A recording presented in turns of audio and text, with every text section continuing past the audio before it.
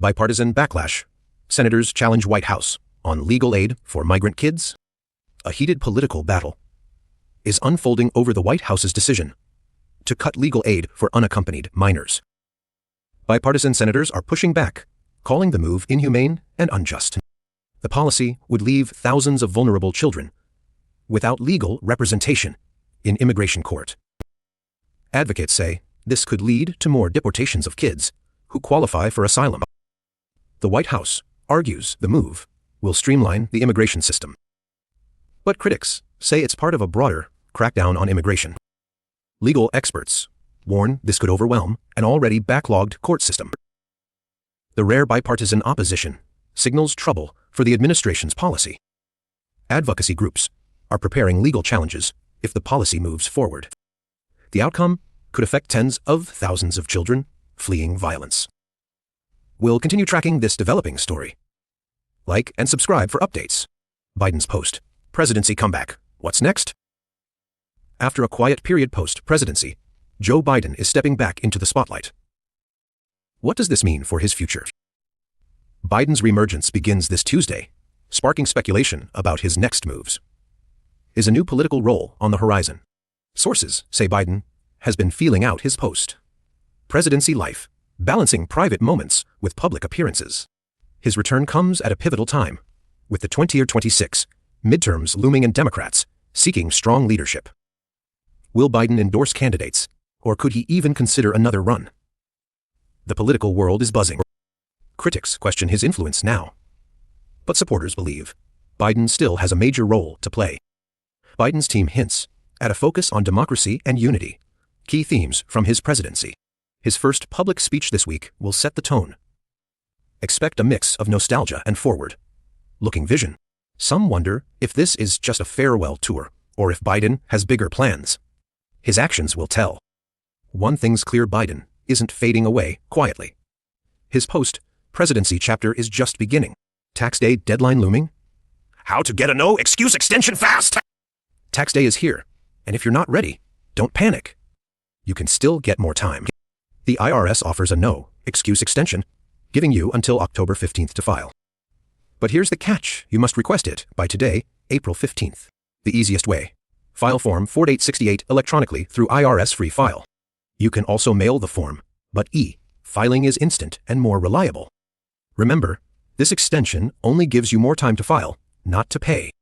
If you owe taxes, you should estimate and pay now to avoid penalties. The penalty for late payment is 0.5% per month, up to 25% of what you owe. Special rules apply if you're overseas or in a combat zone. Check IRS.gov. Pro tip: even with an extension, file as soon as possible to avoid last-minute stress. Need help? IRS phone lines are open late tonight, or try a tax professional. That's it.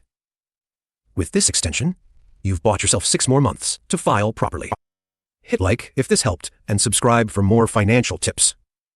Now go file that extension! Kidnapped or justice? The shocking case of Abrego Garcia and El Salvador's president, a Maryland senator, makes explosive claims. Abrego Garcia was kidnapped by El Salvador's president. But is there more to the story? Who is Abrego Garcia? A man at the center of an international dispute between the U.S. and El Salvador. El Salvador's president refuses to return Garcia, calling him a criminal. But the U.S. sees it differently. The senator alleges Garcia was taken unlawfully, raising questions about human rights and international law. Why does this case matter? It could strain diplomatic relations between the two nations. Garcia's family pleads for his return, claiming he's innocent. But El Salvador insists he must face justice. Legal experts weigh in. Was this an extradition or an abduction? The debate heats up. The U.S. government faces pressure to act. Will they intervene or stay silent? Meanwhile, Garcia remains detained in El Salvador. His fate hangs in the balance. This case isn't just about one man. It's about power, justice, and sovereignty. What happens next? Stay tuned as this international drama unfolds. Obama vs. Trump. The $2,000 billion Harvard clash over antisemitism allegations.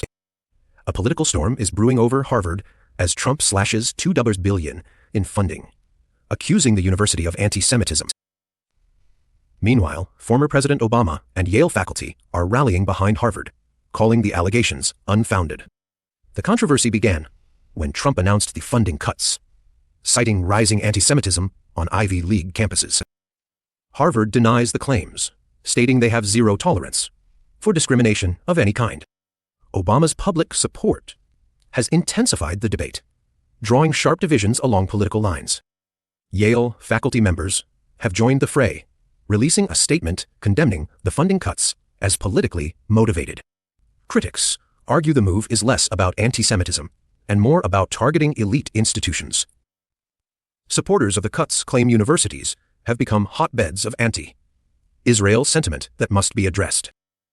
The $2 billion cut could have devastating effects on Harvard's research programs and financial aid. Students are caught in the middle, with many fearing the politicization of their education.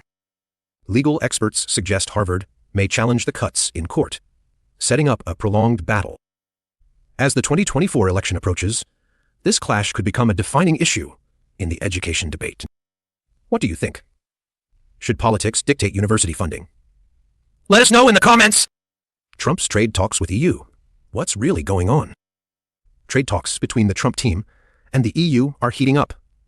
But there's a big question. What does Trump actually want? The EU has openly stated that Trump's team hasn't clarified their demands. This lack of clarity is causing tension. Experts say this ambiguity could be a negotiation tactic. Is Trump playing hardball with the EU? The Financial Times reports that EU officials are frustrated. They need clear terms to move forward. Historically, Trump's trade policies have been unpredictable. Could this be another example? Some speculate Trump is waiting for leverage. Tariffs and sanctions might be on the table. The EU is preparing for all scenarios. They won't be caught off guard this time. What's at stake? Billions in trade and global economic stability. If talks fail, both sides could face serious economic consequences. The world is watching closely. Will Trump reveal his cards soon? For now, the EU remains in the dark. Stay tuned for updates on this high-stakes negotiation. Who is Cody Allen Balmer? The shocking arson attack on Gov. Shapiro's home. A shocking arson attack targeted Pennsylvania, Governor Josh Shapiro's home.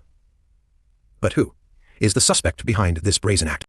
Meet Cody Allen Balmer, the 36-year-old accused of setting the fire. Authorities say he acted alone. The attack occurred in the early hours of April 15, 2025, while the governor and his family were home. Miraculously, no one was injured, but the damage to the property was significant. Balmer was arrested just hours after the incident. Police found evidence linking him to the scene. Investigators are still determining a motive, but sources say Balmer may have had political grievances. This isn't Balmer's first run-in with the law. Court records show a history of minor offenses. Governor Shapiro called the attack cowardly, but vowed it wouldn't deter him from public service. Security for public officials is now under scrutiny following this alarming incident. Balmer faces multiple felony charges, including arson and attempted assault on a public official. The case raises questions about the safety of elected officials and their families. As the investigation continues, we'll bring you updates on this developing story.